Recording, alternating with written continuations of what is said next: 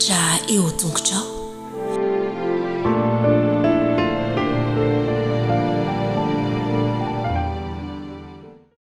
Misaorany Jehovah ary fanaiko, ary izay rehetra ato anatiko, misaorany anarany masina. Misaorany Jehovah ary fanaiko, ary aza misy adinonao ny fitahiany rehetra. Anomboantsika izao fotoana izao, dia andeha iarahantsika manao ny hira 720, voninahitra anie.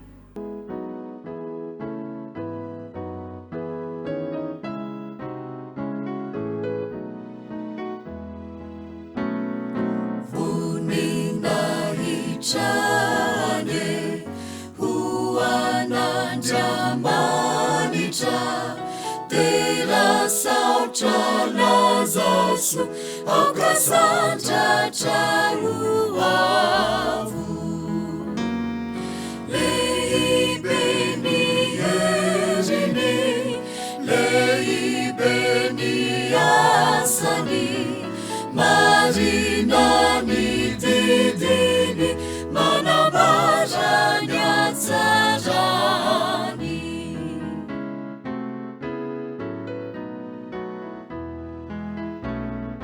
Saurehetra ariza makatuni tenini kamirindra sueri baiderani bari heni enyandanitra marusi mamiratra Nieti antanikyo sesena sadikantu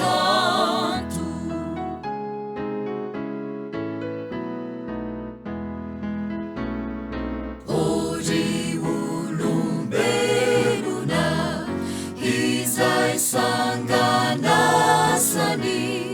Manumeza aziza Funidali Chasiaza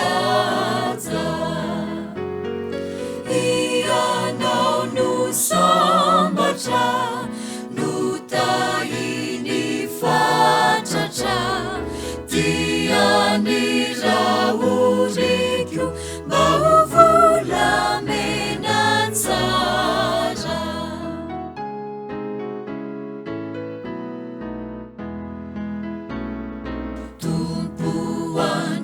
Jamanitra haukani vuavutra hirai fumanjakiza hankalaza na wachani heni fitiavana sini famindrapuna funina ichuana tena lehibe Jehova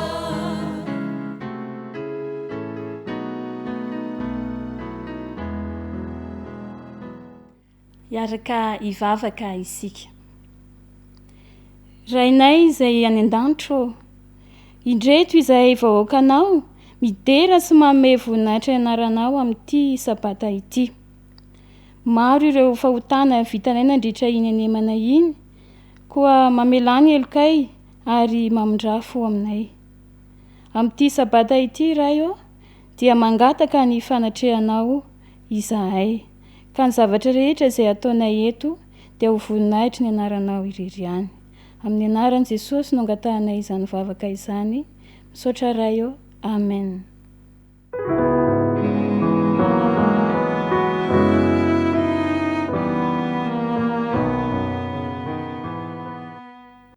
Miarabantsika rehetra indray natratra ny sabata.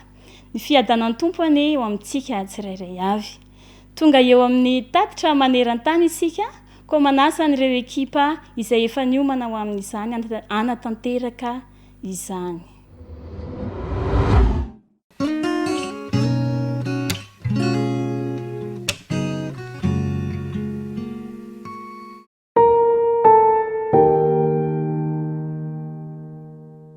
Fanandramana sarotra izany hoe mifindra monina any amina firenena vaovao izany. Sakafo vaovao, fiteny vaovao ary kolontsaina vaovao mety ho avesatra sy ampatahotra mihitsy aza. Te hanokana toerana ny Adventiste any Korea Atsimo mba hanampiana ireo olona vaovao vao nifindra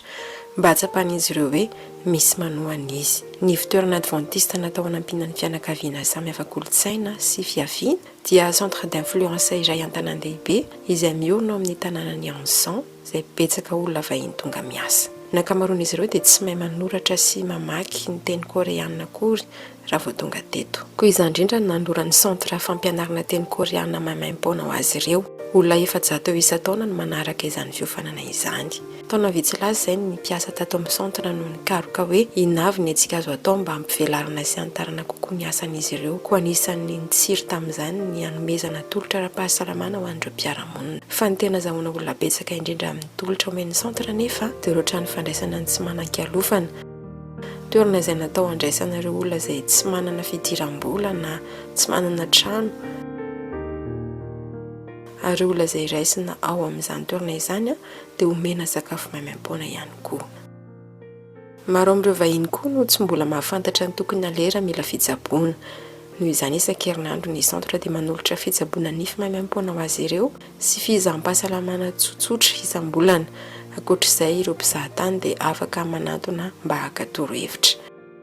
Ny fisian'ity centre ity ao amin'ny fiarahamonina dia mitombo hatrany ireo membre tonga mivavaka izay samy manana ny fiteniny. Misy tarika amin'ny teny rosiana, misy kambodjiana, anglisy, urdu, sinoa ary koreana. Noho ny fitahin'Andriamanitra dia nahazo fanatelopolo dia niroso teo amin'ny ranobatisa izy ireo tao anatin'ny herintaona. Miasa amin'ny fomba manokana ho an'ny ankizy sy ny tanora ihany koa ny centre ary tena manao izany ho zava-dehibe. Namorona kilasy jardin d'enfant izy ireo avy eo dia nasiana ihany koa ny fandaharam-potoana hanampiana ireo mpianatra amin'ny ambaratonga fototra. Koa dia afaka mandefa ny zanany ihany ny ray aman-dreny mba hanampiana ny zanak'izy ireo amin'ny fianarana. Ho an'ireo ray aman-dreny izay taraiky firavana aza dia nametraka toerana mba hiarovana sy hambianana ny ankizy amin'ny alina ny centre ka afaka mijanonao hatramin'ny 6 alina ny ankizy. Ny akademia fianarana koreo-rosiana natao amin'ny mpianatra ambaratonga fototra sy ny ambaratonga faharoa dia tena manana ny lazany tokoa mihoatra ny 10 ny mpianatra voasoratra anarana ao. Mbola miezaka ny tady fomba vaovao hatrany ifandraisana amin'ireo fianakaviana ireo mpiasa ny centre kanefa mila ny fanampiana ao izy ireo amin'izany. Amin'ity telo volana ity ny ampahan'ny fanatitra ny Sabata 17 dia ahafahana manao programa natokana ho an'ireo ankizy mpifindra monina any Ansan, any Korea Atsimo, eversady izay azonao atao mba hanohanana izany asa izany. Mankasitraka hatrany ny fanohananao amin'ny alalan'ny fanatitra Sabata 17.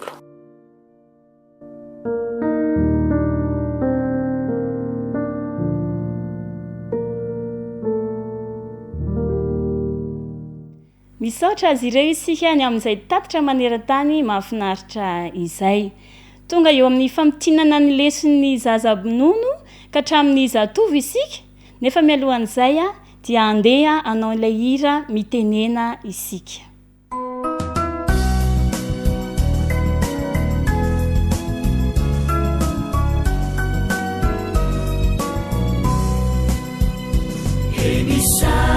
Chanao Jesu malalo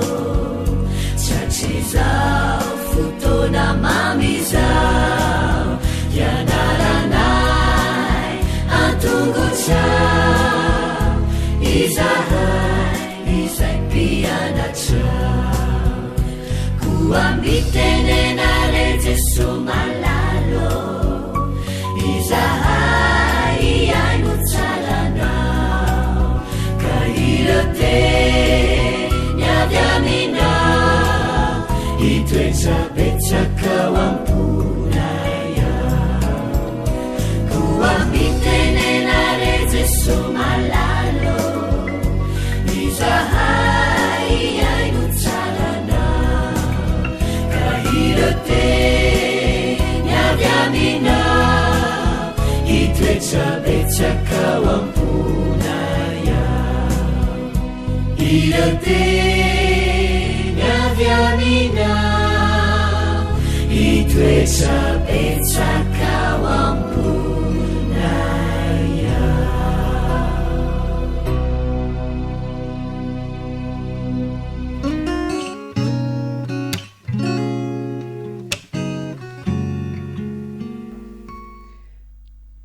tonga eo amin'ny fotoanany zaza nono ndray tsika zao a rakizy anoho ny lesona vaovao tamin'ity telo volany ity ndray tsika fa alohan'izany rehetra izany aloha araka ny mahazatra de anao bonjour ndray ifampiarahaba de mivavaka de tao ny lesona ahoary miara-mihira daholo isa roa telo manaona falita faona ravo mahitanao manaona enao manaona tompoko salama tsara daholo eny ary andehitsika ry aloha ivavaka Jesosy malalo misaotra anao zahay satria omenao fotoana indray ahafahanay manao lesona mangataka aminao zahay ome fahendrena de mba hahaino tsara ahay mitadidy tsara misaotra Jesosy malalo fa amin'ny anaranao nangatanay vavaka amen eny ary lesona voalohany ahoana moa ny lohatenin'ny lesitsika rakizy miara-mamerina ary i Petera sy ilay lehilahy malemy tongotra averina hoe lesona voalohany i Petera sy ilay lehilahy malemy tongotra tsy anjery manao asa mahatoky ianao na amin'inona na amin'inona averina hoe manao asa mahatoky ianao na amin'inona na amin'inona ina moa rakizy ny lesitsika tamin'ity volany ity momba n'ilay lehilahy mipetraka teo amin'ny varavaran'ny tempoly satria izy nalemy tongotra zany malemy tongotra zany ange tsy afaka mitsangana de mipetraka teo amin'ny varavaran'ny fiangonana izy fa inona moa ny ataony eo andeha angataka de efa mandalo eo ny olona mandeha mandalo eo ny olona de tsisy mijery azy akory fa lasa daholo ny olona mandeha tsisy manome vola ange izy mampalahelo be mihitsy ange izy fa tsisy manome vola de rehefa mandalo ny olona de zay mba mangataka re tompoko alainy le aronany de mba mangataka re tompoko fa mahandro mangataka re tompoko fa tsy manana sakafo tsy misy manome rakizin'olona mandalo fotsiny n'olona fa andao aloha tsika hanome kely anazy ary androany andao ometsika izy ty ometsika an'le rangahy malemy tongotra ao ty ara rangahy volanao ametsika izy tsara fanahy moa de mila mahay manome moa ndray manderaka izy de tonga lehilahy anankiray nantsona hoe Petera iza hoe i Petera mahay de rehefa nandalo Petera de hitan'le rangahy io mipetraka eo miandry sady mangataka re tompoko mahantra re tompoko fa ombaome hoe de nantsony Petera izy hoe rangahy de nitodika izy de nijery de nitsiky taminy rakizy Petera de mba nitsiky tamin'ny Petera ihany koa ilay rangahy nanana fanantenana le rangahy fa azo vola be de be avy amin'ny Petera de hoy Petera taminy hoe inona kany ataonao eo de hoy le rangahy hoe mangataka angeo za fa mahantra fa mangataka faly be Petera nahita anazy tsy noho izy malemy fa satria Petera manana zavatra tsara be omena azy inary izay zavatra tsara be zay omeny Petera zay hoentsika amin'ny heriny toy ny tantara fa mahafinaritra be mihitsy rakizy tsara be mihitsy zavatra nomeny Petera azy dia toy izantsika amin'ny heriny fa andao aloha averintsika ny lesona voalohany miara-mamerina i Petera sy ilay lehilahy malemy tongotra teny mafy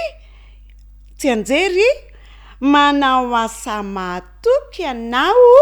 na amin'inona na amin'iny dia amin'ny heriny izany toizantsika indray ny lesona fa mbola mihaino tsara aloha fa mbola mitoy ny lesona ho an'ny zokintsika dia andeha alohantsika ary hivavaka dia ifanao veloma dia amin'ny heriny indray izany hivavaka alohantsika ary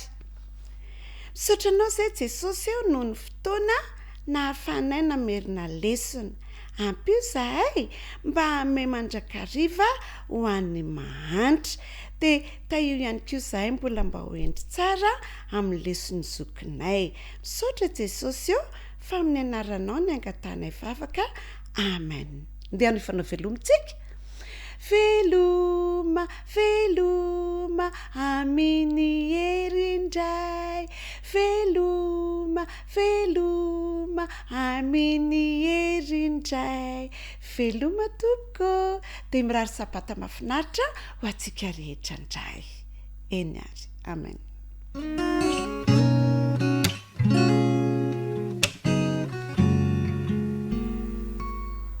Manahoana daholo ny zazapoty namako tonga eto amin'ny anjara fotoana izay ho antsika indray izao mino aho fa salama tsara avokoa ianareo ka andao sika nakamana tanana dia angataka amin'i Jesosy hisaotra azy ahondrika ny loha dia akipy ny maso Jesosy zokinay io misaotra noho ny fikarakaranao anay sy ny fitiavanao anay nanomezanao indray izao sabata fitsaran'izao ta io izay mba ho zaza endry avokoa amin'ny anaran'i Jesosy amen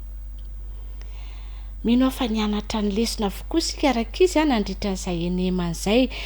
anatiny sy ivelan'ny tranomaizina ny lohatenin'ny tantarantsika tamin'ny herinandro iny dia ny teny izay nataon'i Jesosy hoe ataonareo tsy anjery io misy hafatra avy amin'i Jesosy ao amin'ny asan'ny apôstôly 2:15 manao hoe ny fiangonana na herina angataka tamin'Andriamanitra ho azy ny fiangonana na herina angataka tamin'Andriamanitra ho azy bravo tadidinareo moa Petera lay lesontsika nandritry ny herinandro lasa dia izao rakizy misy mpanjaka ratsy fanahy reto Herôda no anarany dia nampaniraka ny mpiambina izy zao ry mpiambina ozy mandehana sambory iny Petera iny ratsy fanangy ty mpanjaka ty rakizy tia nofoanana ho vonoina avokoa izay rehetra mino an'i Jesosy dia i Petera hono izany izao no ho samborina indray dia ny samboriny mpiambina tokoa rakizy Petera rehefa tonga tao an-tranomaizina izy dia nasiana rojo vy ny tanany ankavia dia ny tanany ankavanana anankiroa be izao dia misy miaramila koa ao ankavia dia mifatotra amin'ny miaramila koa n'ilay rojo ato amin'ny ankavia dia ohatran'izay koa ny ao amin'ny ankavanana ohatra ny olona mpanao ratsy mpangalatra be sy mpamono olona inge nanaovana amin'ny Petera dia tao an-tranomaizina tao izy dia nipetraka tamin'ny gorodona Simon izy mangatsiaka apengily izy dia niankin-drindrina tsara izy rehefa nandeha ny fotoana rakizy nangejana azy le vita eto marary ny tanana fa zao tsy niteny mihitsy Petera rakizy tao an-tranomaizina natory izy no nialina rehefa renim-pintory izy dia nisy tanana nipetraka teto amin'ny soroka ny teto dia nifoazy ny Petera mifoaza mitsangana dia taitra Petera kosikosehany masony taitra Petera anao vaingana ny kapanao dia nanaova ny kapany dia anaova koa ny akanjo mafana nanaova ny akanjony dia manarahana nanaraka n'ilay anjely rakizy Petera na andalo teo amin'ilay miaramila tsy henony akoriny dia nandeha dia mbola misy miaramila miambina indray nge na andalo teo indray ry Petera fa tsy henony na atory be reto miaramila reto tonga teo amin'ny vavahady rakizy Petera sy ilay anjely dia nivoho azy ny vavahady dia nivoaka Petera niaraka tamin'ilay anjely ary dia tonga teny anarabe izy tsy henony miaramila mihitsy nandehanany zareo no tantanan'ilay anjely izy kagabe Petera hoe ety amin'ny arabe za tonga ty avelan'ny fonja izay nanagadrana ozy Petera tamin'izay fotoana izany angeraka izy tamin'ny Petera tao an-tranomaizina nivavaka ny namany tany an-tranony mamany Jaona Marka nivavaka ry zareo dia nitaraina tamin'Andriamanitra ry zareo, tena nivavaka ry zareo ary enin'Andriamanitra nivavaka natao dia naniraka anjely Andriamanitra mba hamoaka ny Petera avy tao an-tranomaizina. Rehefa avy eo lasa Petera nakany amin'ny tranon'ny mamany Jaona Marka satria any no toerana azo antoka ahafahan'ireo namany mivavaka. Rehefa tonga tao ambaravarana izy nandondona izy. Eniny Herodiasy kely raika izy nandondona tao ambaravarana dia eniny Herodiasy, "Oay, Petera zany hoy izy." Lasainga ny Herodiasy niteny tamin'ny namany fa tsy nivoainy ny varavarana fa nakany trano indray izy hoe tonga ao ivelany eo Petera. Tsy marina zany hoy ny olona. Petera nge any an-tranomaizina, ao izy tena marina, ao izy. Dia lasa nandeha anatina varavarana ny olon-dehibe anankiray dia mbola nandondona ihany Petera. Rehefa mivoaina ny varavarana, Petera tonga dia nisotony namany niditra any an-trano Petera dia faly be avokoa ry zareo. Tonga Petera,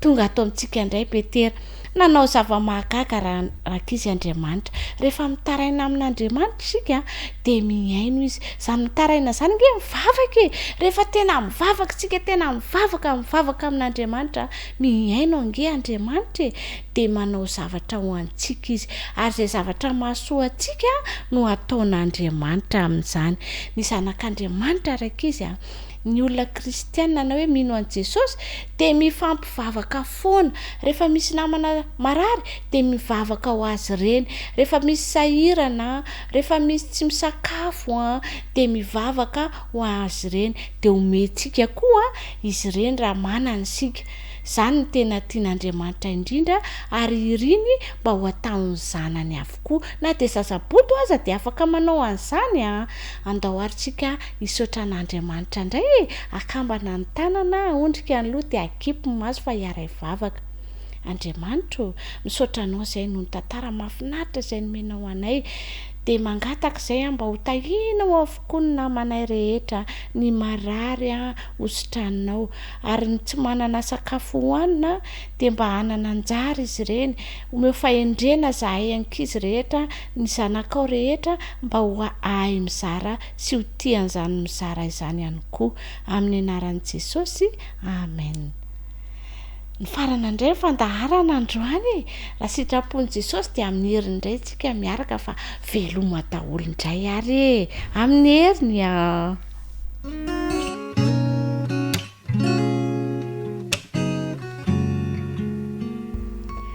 mirary sabata feno fitahiana ho an'ny ankizy rehetra amin'izao sabata mahafinaritra izao ny tenako. Hiaraka eto hamerina ny loha hevitra faefatra isika dia manao hoe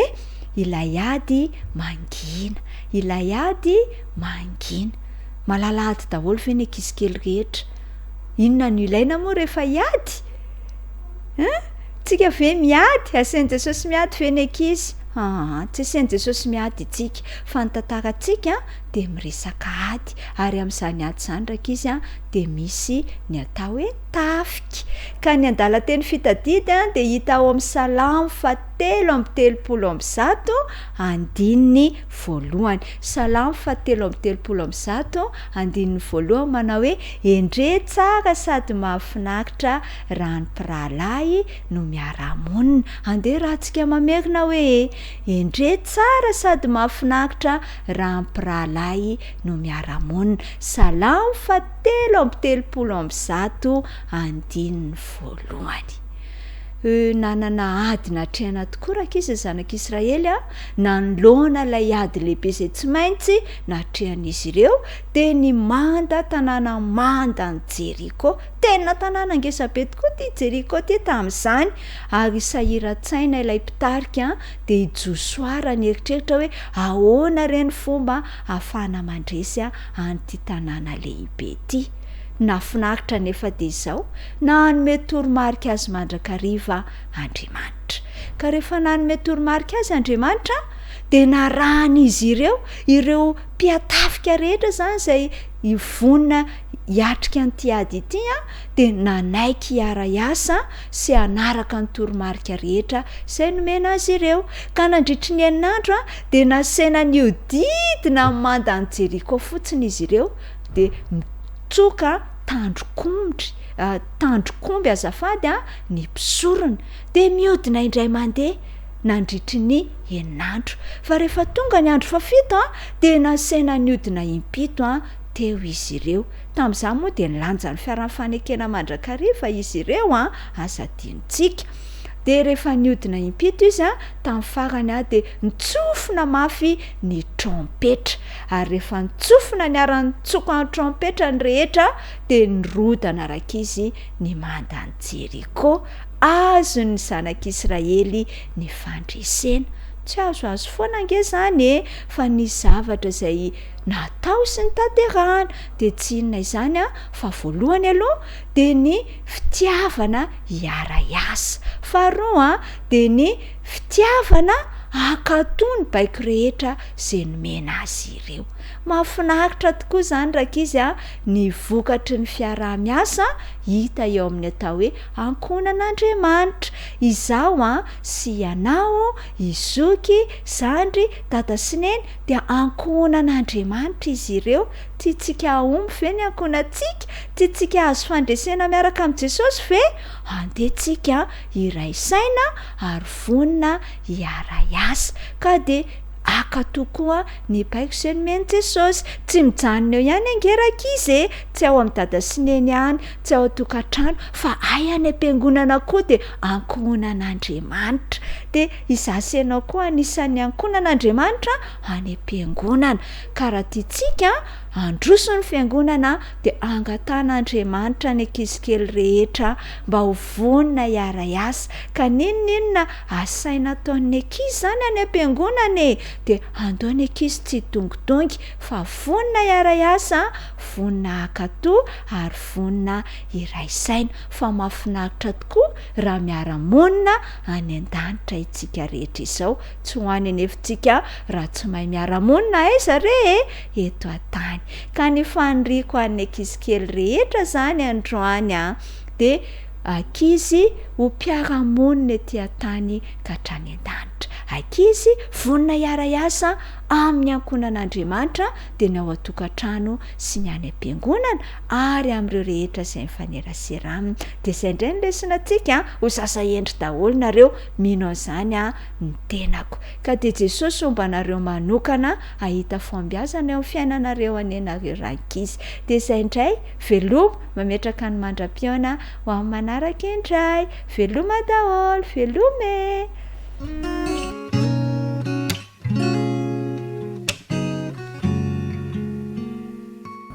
miaraba ny tanora zandry indray ary tonga indray ny fotoana iarahantsika mamitina ny lesona izay nianarantsika nandritry ny herinandro lesona fahaefatra isika andao aryntsika hiaraka merina ny lohateny sy ny tsy anjery ndao ary manadio ny tempoly tsy anjery faly aho raha hoy izy ireo tamiko andeha isika ho any an-tranon'i Jehova salamo faharoa amby roapolo amby zato andiny voalohany tsotra le izy satria fohy dia fohy mahafinaritra fa mahay avokoa ny tanora zandriny andeha ary ho fitiantsika amin'izay ny lesona izay nianarantsika nandritry ny herinandro iny hitantsika aloha voalohany indrindra fa nampalahelo ho zavaniseho fa hijo azy rehefa teo amin'ny fiandrianany dia niovy izy nohon'izay maty ny dadatoany dia Joiada zany Joiada ilay mpisorona be sady mpanolo-tsainany dia nanjary tao nanaraka ambokiny fotsiny izy amin'izay ataon'ny dadatoany fa tsy tena hoe resy lahatra tanteraka izy ny amin'le zavatra ataony ka rehefa maty zany Joiada dia lasa navelany Joasy anomby sampy indray ny zanak'Israely nampalahelo fa taranaka efatra ny fandimby dia nalatsaka tao anatin'ny fahotana sy ny fanompo-tsampy ny zanak'Israely ny totongana tanteraka ary indro fa potika sy rava indray ilay tempoly lasa feno fanompo-tsampy ny tanàna rehetra ny isaky ny kion-dalana rehetra ny fanaky ny tempoly dia indro fa norobaina indray nampiasaina tamin'ny fanompon-tsampy. Taty afara dia tonga ny mpanjaka Ezeka izay zafin-doaliky mpanjaka Joasy zany hoe efa ela be taty afara mihitsy zany a vao nisy an'ny mpanjaka Ezeka. Nafinaritra fa izy ity indray dia tsy nitovy tamin'ireo ray aman-dreny teo aloha ny fomba fisainany. Tia an'Andriamanitra izy, matahotra an'Andriamanitra izy, dia naveriny indray ny fitoam-pivavahana tao amin'ny tempoly izay efa nikatona tanteraka. Lasa tsy nisy intsony ny fiaraha-mivavaka, tsy nisy intsony ny fiarahana mandeha makany amin'ny tempolin'Andriamanitra. Naveriny nodiovina indray ny tempoly ary nanao fanokanana lehibe izy mba ho fanomezam-boninahitra an'Andriamanitra. Fifaliana lehibe tamin'izany, nanao fanatitra be da be zareo mba anadiovana ny fahotana sy ho fankasitrahana an'Andriamanitra. Fifaliana indray ny miara-mivory tamin'izay fotoana izay. Ary izay indrindra no mahatonga n'ity tsy anjerintsika ity hoe faly aho raha hoy izy ireo tamiko andeha isika ho any an-tranon'i Jehovah. Fifaliana zany hoe miaraka amin'ny mpianakavin'ny finoana any am-piangonana izany. Toy izany koa isika amin'izao fotoana izao. Tena tokony ho fifaliana mihitsy zany makany am-piangonana izany, mifanatrika amin'ireo mpianakavin'ny finoana, mifampizara fifaliana, mifampizara fanandramana ary miara mideran'Andriamanitra tahaka izay natao tamin'izany fotoana izany. Azadino ary ny hafatra nampitaina amintsika izay milaza hoe rehefa miara-mivavaka isika dia maneho ny fitiavan'Andriamanitra amin'ny mpianakavin'ny finoana. Mino aho fa nampianatra anao indray ho tia mamonjy ny fiangonana, ho tia miara-mivavaka ary hanaja ny tempolin'Andriamanitra. Ny lesona izay nianarantsika nandritry ny herinandro iny dia mirary soa ny tanora zandriny ary amin'ny manaraka indray.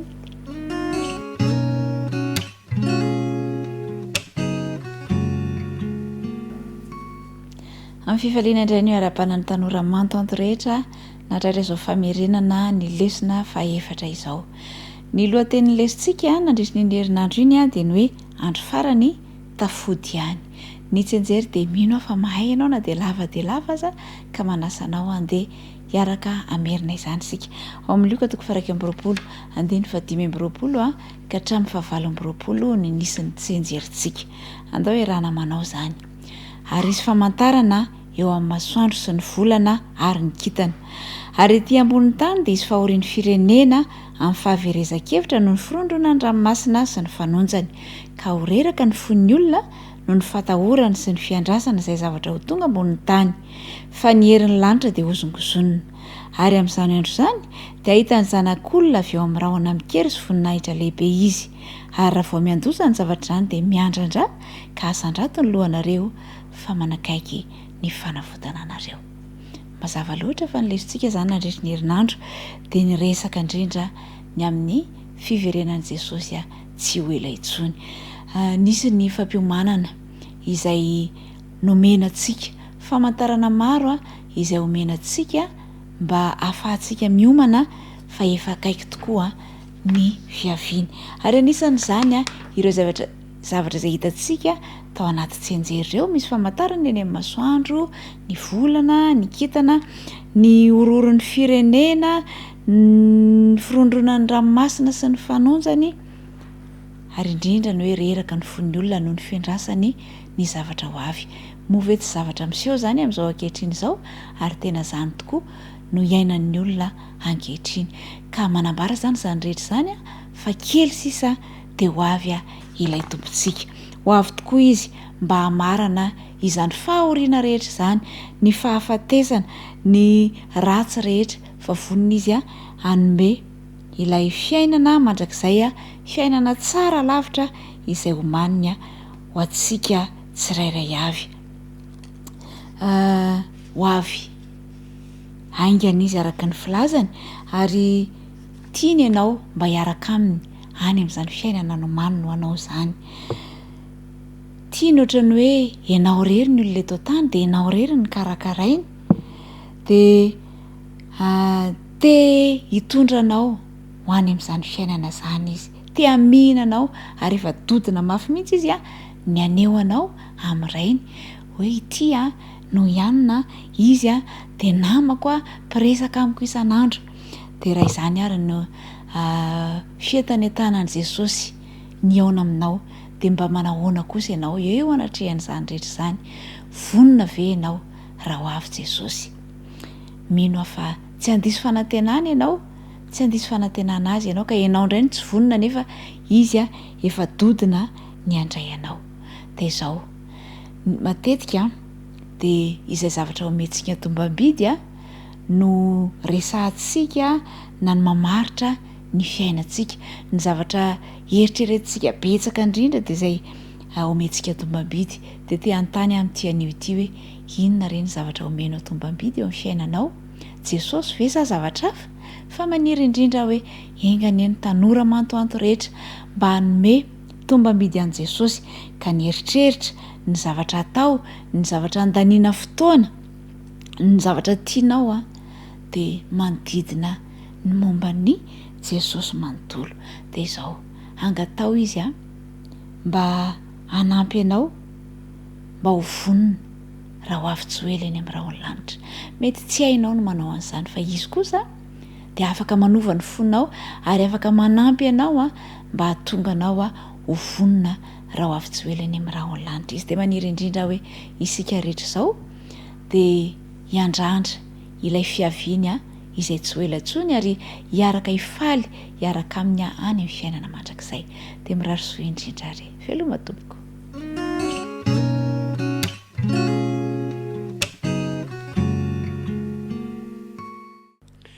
de fa le miarabantsika zatovo amin'ity sabata ity ary manasantsika rehetra ampitiavana anaraka ny fandarana hatramin'ny farany a indrindra ny famerenantsika ny fianarana ny tenin'Andriamanitra aloha hevitra anankiray no niarahantsika nijery ary hofitintsika anaovantsika fanandramana fampiarana vaovao indray a amin'izao sabata izao inona no azoko anampinanao zay le lohateny inona no azoko anampinanao lohateny moa araka ny efa nresanatsika hatramin'izay de efa misy lesona tokony tsoahana sady kanefa mialoha indrindra ny isytonantsika lesona mahakasika ny lohateny a de andeha ovakitsika ihany koa ny andininy fototra satria anisan'ny tena manazava ny lohateny ihany koa sy ny tiany afatra ambara ny andininy fototra Matthieu toko 5:20 ao vai baibolitsika aiza ny taridalana Matthieu toko 5:20 de toy izao voalaza de amaly ny mpanjaka kanao aminy hoe lazaiko aminareo marina tokoa arak'izay nataonareo tamin'ny anankiray amin'reto rahalahiko kely indrindra reto no nataonareo tamiko zay no andininy fototra andeha ary hiverenantsika ilay fanontaniana inona no azoko anampinanao tsy fantatro hoe mba efampametraka aza amin'ny fanontaniana zany ve ny zatovy namana rehetra ny tanora namako rehetra hoe ao an-trano eo amin'ny fianakaviana anam-pianarana any anaty fikambanana any mba miteny vena hoe inona no mba azoko anampinanareo e inona no mba azoko anampinanao mba miteny an'izany ve sika sasika le miandry ampiana mandrakariva eto zany tsika de mandray lesona sady inona no azoko anampinanao tsika zany ry tanora ny malala de mila manampy mila manao asa soa isika mila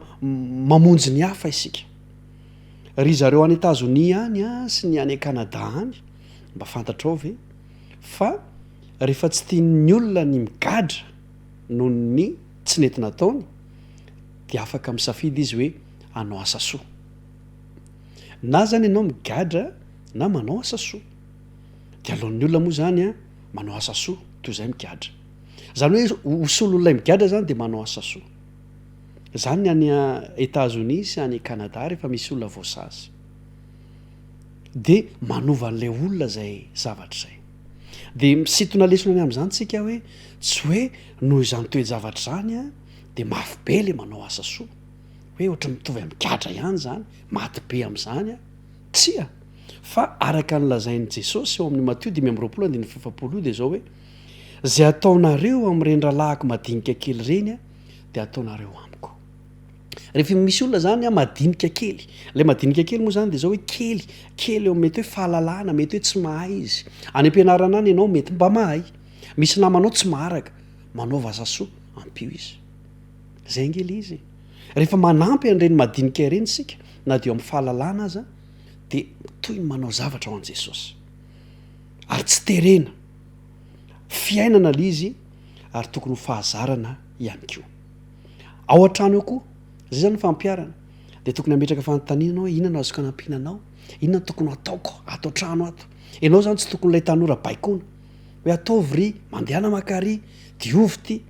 fa ianao dia ty manao asasoa tsy baikona fa rehefa misy tokony atao dia atao avy hatrany zay le hoe inona no azoko atao anampinanao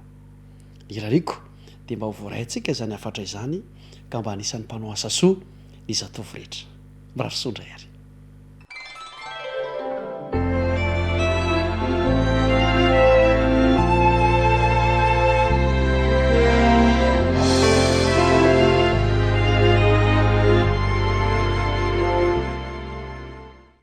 misaotra azy ireo isika ny amin'izay fampitinana ny lesona izay alohan'ny anarahantsika indray a ny lesona natokana ho an'ny tanora zokiny sy ny lehibe a dia anaraka iranankiray a isika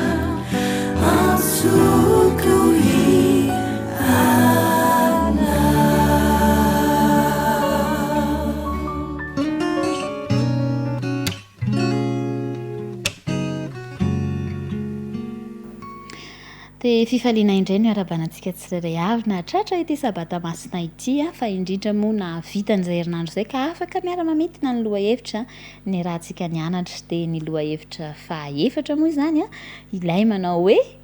izay indrindra ilay manao hoe tia an Jehova ny toko sy andininy izay fototra ny orenan'ity loha hevitra hoe tia an Jehova ity efa rahantsika mahafantatra fa ny Deutéronomie toko fahaenina ka ny andininy fahaefatra ka hatramin'ny fahadimy amby roapolo ilay miresaka ny amin'ny fitiavana an'Andriamanitra dia mino fa efa samy naka-andininy anankiray mba ho fitiavana an'Andriamanitra ka ny anarana tsy anjery a zasainao ary fotoana mety indrindra izao miarenana an'izany dia andehany mba samy ianao ny azy hoe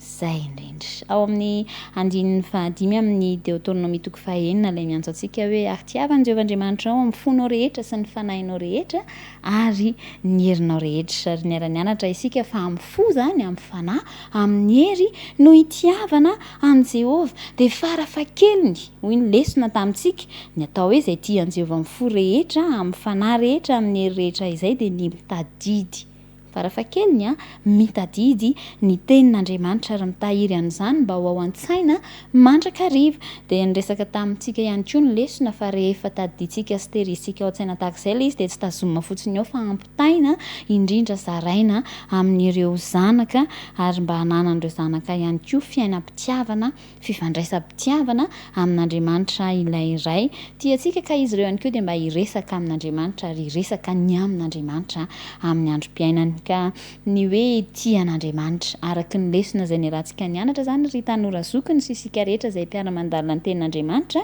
dia midika ho fananana fiainana vaovao satria fiainana manaraka an'Andriamanitra dia amin'ny zavatra rehetra izay ananana dia afantoka amin'ny fitiavana an'Andriamanitra daholo izany dia izay moa ilay resahan'ny lesona sy ny tenin'Andriamanitra ao amin'ny Deutéronomie hoe ataontsika amin'ny tolam-baravaran'ny trano amin'ny vavahady amin'izay rehetra lalovantsika isan'andro ny tenin'Andriamanitra mba tsy hanadinoantsika azy ka izay mihitsy ny antso izay nataon'ny lesona tamintsika hoe andeha tsy hanadino an'Andriamanitra dia nisy fanontaniana izay tao anatin'ny lesona tao averiko amintsika hoe ahoana re ho aso anao no nahitantsika ny vokatra lojika ny fahotana teo amin'ny fiainantsika manokana indrindra raha miresaka ny amin'izany fitiavan'Andriamanitra sy hoe tia an'Andriamanitra izany ary navy ny dingana tsotra azo atao ka efa nampiariko sy nampiarinao mba tsy hanadinoantsika mandritry ny androm-piainantsika ny fitiavana an'Andriamanitra ao anatin'izany dia ny lesona ihany no niresaka tamintsika fa ny fisaintsainantsika ny tenin'Andriamanitra ny firesahantsika momba an'Andriamanitra ny firesahantsika momba ny fifandraisana mamy ananantsika amin'Andriamanitra amin'ny fotoana rehetra ary ny fanarahantsika n'izany tenin'Andriamanitra izany amin'izay rehetra atao sy amin'izay rehetra ananana dia izay no midika fa hoe iainantsika ny fitiavan'Andriamanitra Andriamanitra ilay tsy te hanapaka ny fifandraisany amintsika fa miantso antsika foana mba hananany fifandraisany mba hiverena ny fifandraisantsika aminy ary izy ilay Jehova izy irery ihany no Andriamanitra dia Andriamanitra ilay tiantsika ka izao izany ny fampiarana andeha hananako sy hanananao manomboka eto ry tanora zokiny dia ny mba hiova ny fomba fiainantsika satria rehefa tian'Andriamanitra isika amin'ny fo rehetra amin'ny fanahy rehetra amin'ny hery rehetra dia matahotra an'Andriamanitra tsy amin'ilay hoe miorooro fa matahotra anazy mankatoa ary noho ny fitiavana anazy dia ho tonga mifankatoavana dia miantso azy ianao izany Jehova miantso antsika izy mba ity azy ankatoa azy fa ilay faharoa tsy adinontsika miantso antsika koa izy mba hampitan'izany amin'ireo zanantsika ka mba izy ireo ihany koa ahafantatra iaina ary anandrana an'izany fitiavan'Andriamanitra dia Andriamanitra ilay fitiavana izany ka hono inona ary ny asetriko inona ny asetrinao an'izany fitiavan'Andriamanitra izany ary ndeha izany no atao antombavaka isan'andro isan'andro mba hanarahantsika ny sitrapony satria izy ilay tena tiantsika dia izao no namarana ny lesona izay niarahantsika nianatra hoe Andriamanitra dia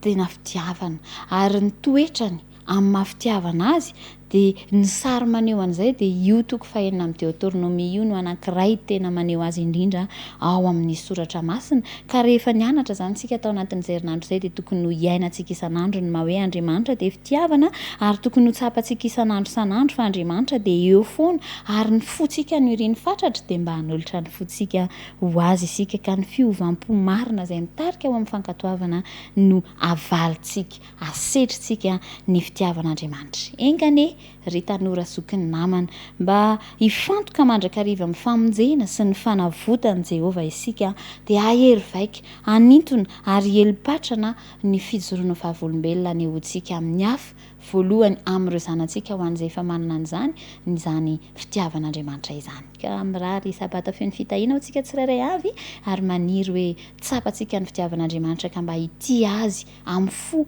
amin'ny fanahy amin'ny hery rehetra ihany koa izasy ianao dia mametraka ny mandra-peona indray ary samy tahin'Andriamanitra.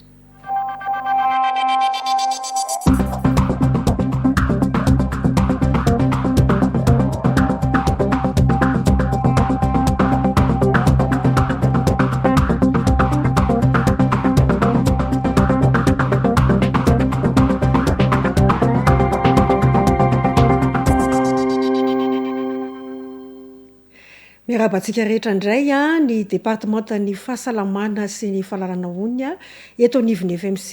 amin'ny alalan'ity fandarana ity amin'ity sabata maraina ity. Mbola ao natin'ny fijerevantsika mahakasika ny fahasalaman'ny atidoha isika sy ireo karazana sakafo izay mety misy fiantraikany tsara na ratsy a manodididina zany fahasalaman'ny atidoha izany. Efa nahita karazana fikorotanana vitsivitsy maromaro isika tamin'ny alalan'ireo fandarana teo aloha ary ireo sakafo sy zavatra mety ilain'ny vatana zany atsara sy fadina ihany koa mahakasika zany fahasalaman'ny atidoha sy ireo fikorotanana izay efa hitantsika teo aloha izany. Raha hitantsika zany raha naharaka tsara isika dia saingy mitovitovy avokoa ny zavatra tokony hohanina zany hoe raha fitinina amin'ny tena anankiray dia mifototra amin'ny sakafo betsaka vitamine B zany no ilain'ny fahasalaman'ny atidoha. Androany isika dia hijery mahakasika ny fikorotanana anankiray izay miseho eo amin'izay atidoha izay ihany dia mahakasika ny atao hoe névralgie sy ny korotana anankiray atao hoe épilepsie aretina anankiray ary hitantsika ao anatin'izay koa ny sakafo azo hohanina na koa fadiana mifandray amin'ireo aretina ireo. Inona moa zany ny atao hoe névralgie? Izy io zany sy dia loatra moa zany no anazavana azy fa io dia aretin'ny nerf miandraikitra ny fahatsapana natao hoe nerf sensitif amin'ny fiteny frantsay ka mahatonga fanaitainana mafy amin'ireo faritra ny vatana izay lalovany. Ny nerf moa zany hitantsika ao amin'ny sary eo fa ohatran'ny fil izay miparitaka eny amin'ny faritry ny vatantsika ka ilay fil izay ahafahantsika mahatsapa ny fikasihana no voakasika ty atao hoe névralgie ity dia arak'izay resahana izay fa ireo faritra lalovany ity nerf sensitif tratra ny fahavoazana ity no maheno fanaitainana arak'izay. Indraindray moa zany dia fantatra ny antony mahatonga nyity névralgie ity fahavoazana nerf sensitif ity na indraindray koa tsy dia fantatra loatra ny antony mahatonga ny fahavoazana. Ireo matetika fantatra ohatra zany ohatra zao ny fipetahan'ny virus amin'ny nerf ka mahatonga ilay atao aretina hoe zona hitantsika amin'ny sary io zany dia mety tsy dia tena mazava loatra fa ny fisehon'ilay aretina zona dia ohatran'ny bouton kely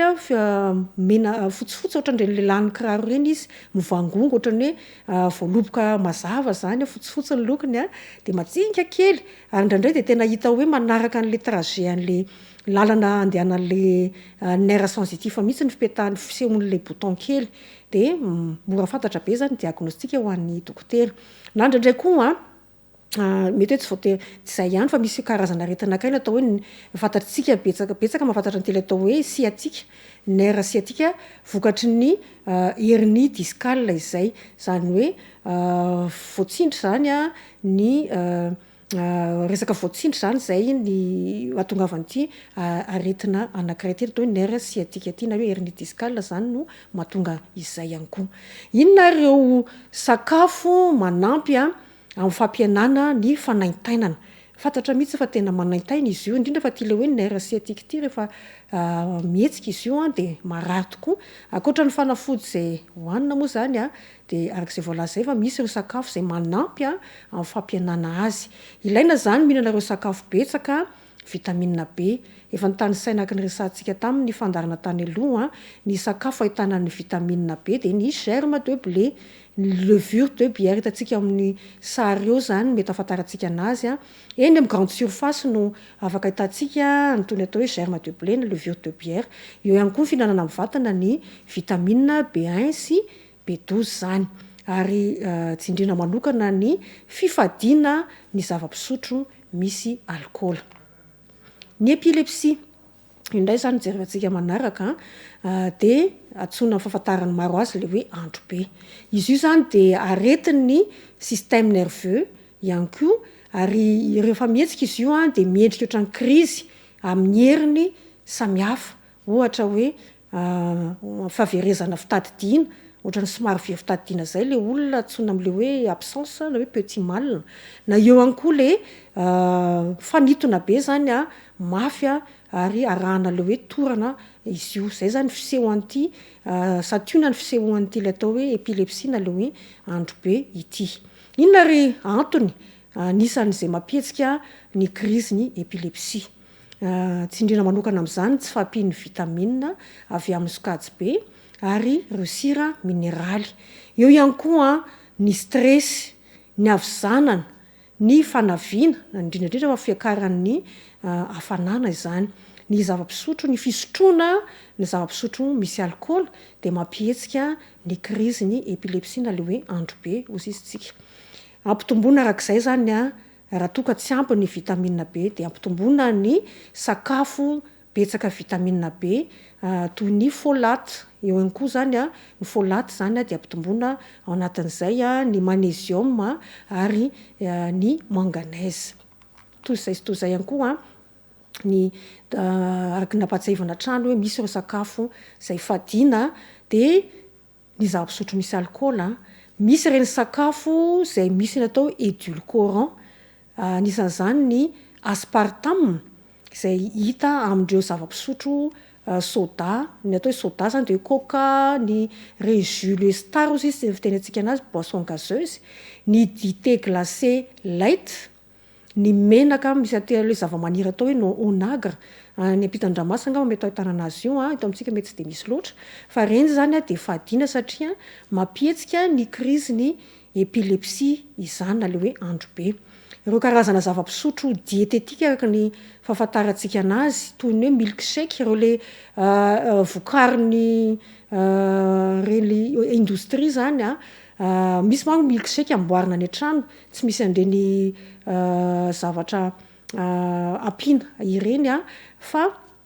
azo sotroina ny amboarina any an-trano. Fa ny karazana zava-pisotro vokariny amin'ny boaty ireny zany toy ny milkshake, ny smoothies, ny cocktail rehetrarehetra ireny zany dia fadiana avokoa satria misy singa toy ny ireny édulcorant ireny zany ny aspartame izay mampihetsika ny épilepsie. Eo ihany koa ny karazan-tsakafo niresana teo hoe light, malaza be moa ty light ty hoe afaka nohan'ny olona izay mampanena vatana le mampahi dia toy ny hoe fromage light, ny yaourt light, ireny rehetrarehetra ireny zany fadiana avokoa satria mampihetsika ny épilepsie na ny andro be. Eo ihany koa ny vatomamy maro samihafa, ny bonbon, ny chocolat maro isan-karazany izay ahitana ireo singa ireo mampihetsika zany épilepsie zany. Ny saosy isan-karazany izay mpanome tsiro hitantsika eo amin'ny sary zany dia fadiana avokoa izany. Toy izay zany mahakasika ireo korotana izay hitantsika androany, ny névralgie sy ny épilepsie fa dia mirary ny fahasalamana antsika tsara avy anana fahasalamana amin'ny lalàn'ny fanajana ireo lalàna valin'ny fahasalamana izay manampy isoka ireny aretin'ny rehetra ireny ka Andriamanitra ny ombantsika tsara avy ary mifinaritra ho azy ihany. Amen.